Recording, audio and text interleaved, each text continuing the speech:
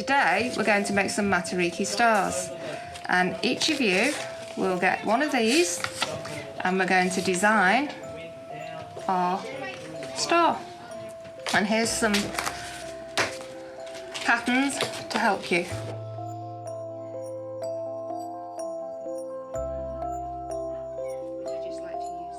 Matariki is the celebration of Molly's New Year. I am doing a core design with a few zigzags.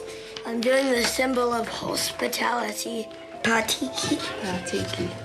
The one that I made, I've got some quarters over here and some quarters in the middle. I think Holo means new beginnings. Your picture is the ocean splashing up on the rocks.